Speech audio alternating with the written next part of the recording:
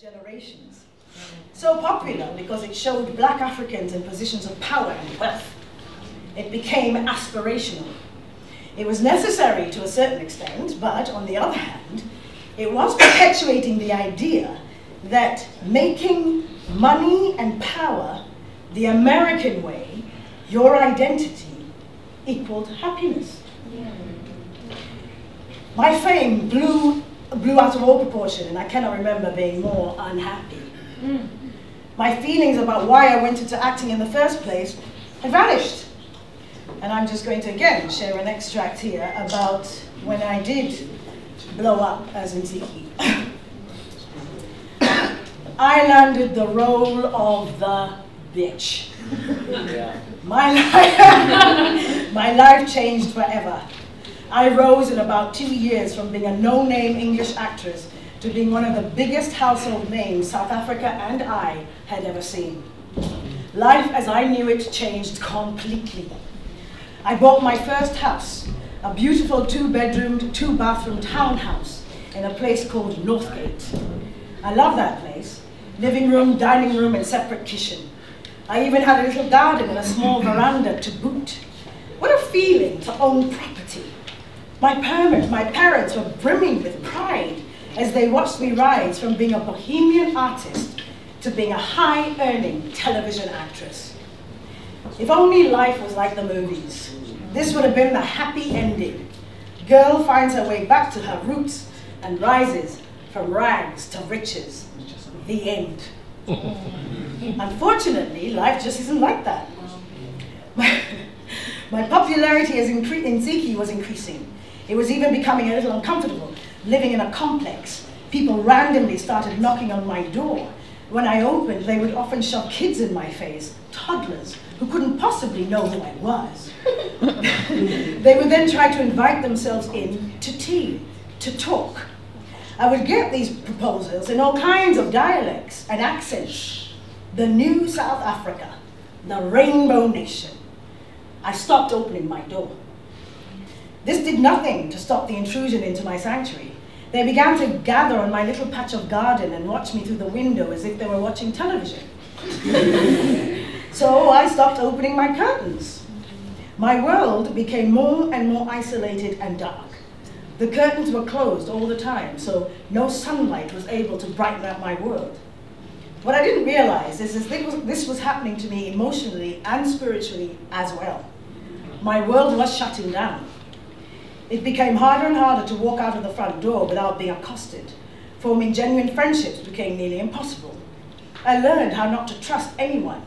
My life was slowly becoming consumed by the persona of Nziki. Increasingly, I found great pleasure in my own company. The only company I could trust.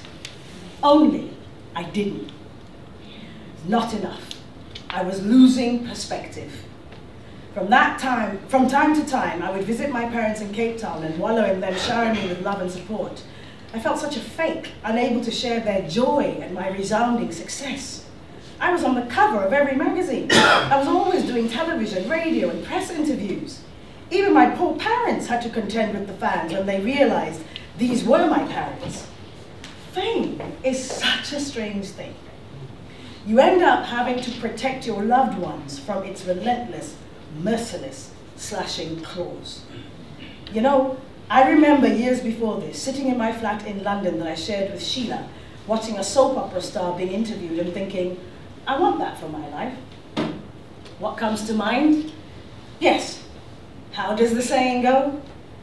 Be careful what you wish for. Yep, I had unwittingly planted the seed, and now it had taken root. Not quite the arena I had in mind, a soap opera star in South Africa. And I attracted all kinds. This led me to make really bad choices, and I fell prey to an emotionally abusive relationship. I ended up marrying this man.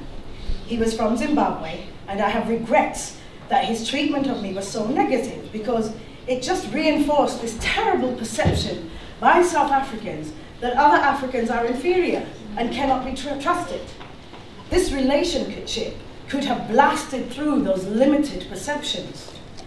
Ultimately, there was a lot of conflict around culture versus economics in my relationship, which as far as I'm concerned is an African dilemma and continues to be there no matter where in Africa you come from, including South Africa.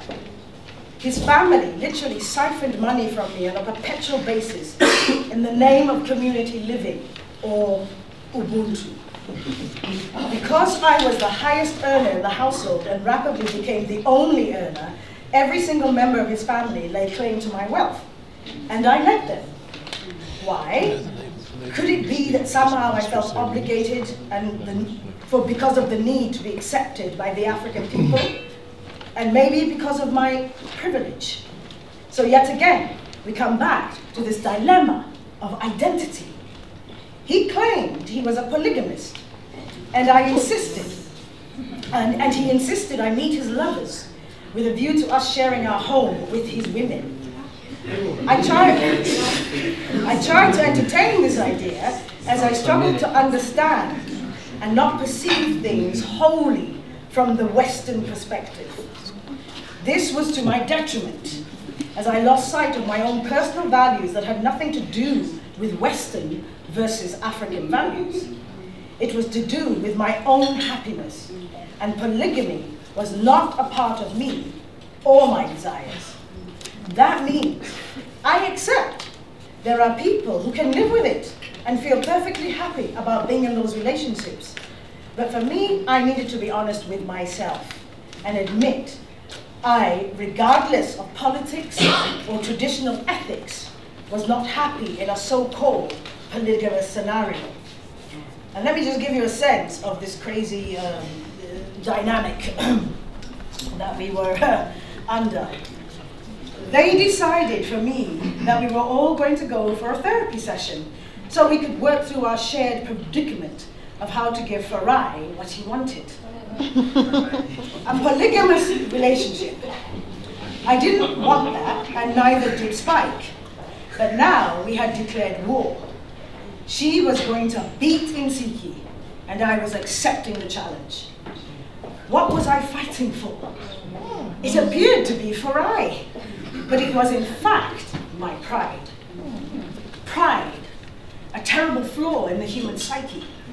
This is perhaps where pride and ego become synonymous. So off I went to therapy with Farai and Spike. The therapist, a woman called Hilda, was absolutely wonderful. She was not a regular therapist. She was what I can only describe as a spiritual therapist. She looked at one situation holistically by examining the reasons as to why one might find oneself in a predicament, by identifying what Buddhists would describe as karmic tendencies. That might be the cause to one not being able to break a pattern of behavior. Interestingly enough, Farai found her. A Hindu practitioner Farai had bumped into on one of his mystery excursions introduced her to us. This woman, when she first met Farai, had pulled him aside and told him he suffered from chronic low self-esteem. And if he chose, Sorry, Pamela. Terrible to interrupt you. But okay, unfortunately, I'm almost done. So when Farai and Spike insisted we go to therapy, were you bored? So when Farai and Spike insisted we go to therapy to help sort out our mess, instinctively I said the only person I could trust, whom I believed would be objective, was Hilda. In her sessions, we were first required to do breathing exercise and perform a mild form of meditation, and then and only then would she start the session. We didn't seem to make any progress in terms of our views on polygamy and this crazy situation, but Hilda unlocked something that made me want to go even deeper into finding out about my tendency to find myself in a love triangle situation. Spike made what I found to be an unbelievably irritating comment during one of our sessions. She stated that she found it extraordinary that I allowed her to stay in my house and was even willing to engage in conversations with her as the other woman. Because if it was the other way around, there's no way she would even contemplate it. Hilda very kindly came to my defense and said the reason I was able to do this was because I was enlightened. Yeah, I almost burst out laughing too.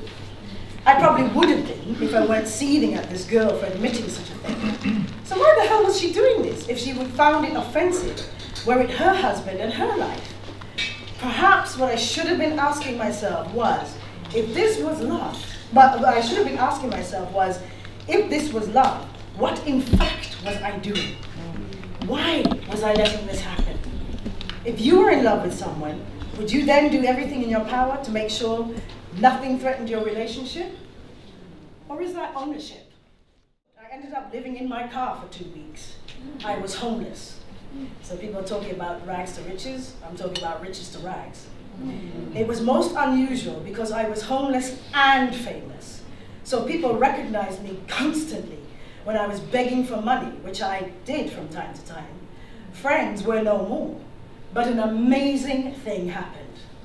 The ordinary people who now were my environment helped me in any way they could. They gave me food and friendship and hope.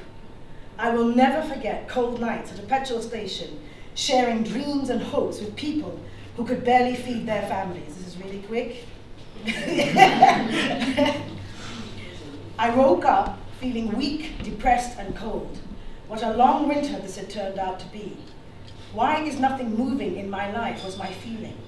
I kept praying to God, but nothing moved. I was still stuck in this no man's land. I had the last remnants of change from the money I had got the night before, enough for a cup of coffee. When I walked into the petrol station shop after my daily bird bath, the attendants and cashiers fell silent. I ordered my coffee, but when I went to pay for it, the cashier said one of the petrol attendants said he wanted to pay for it. I was stunned, speechless, moved. I stupidly asked which of the attendants it was that had performed such an overwhelming kind act. The cashier pointed him out to me. I went over and thanked him as I sipped the piping hot coffee. He graciously accepted my thanks and then got on with his work. It is so amazing when people do things purely from the heart. This man had absolutely no agenda. He just wanted to help me out with a cup of coffee. I could not remember the last time that had happened to me. I was so used to being suspicious of people's motives and wanting to be around me, since inevitably they wanted something from me, as if somehow fame meant you would wave a magic wand and make their dreams come true. It never occurred to them it required a lot of effort achieving goals and dreams. What this man, rather like Joseph, demonstrated was an unconditional act of kindness. At that point, I wasn't the exile. I wasn't the famous actress who had fallen from grace. I wasn't the South African, or English, or Ethiopian. I was a human being. What a privilege to come to that realization. My quest for an identity had ended. I am a human being, and I strive to keep being a human being and unleash the unlimited potential of what that can offer. I climbed out of my situation, and here I stand before you today. I've written a book. I'm working on setting up a foundation in South Africa where I'm going to use the art of storytelling to encourage and empower young South Africans to take responsibility for being human and live life to its full potential by unveiling their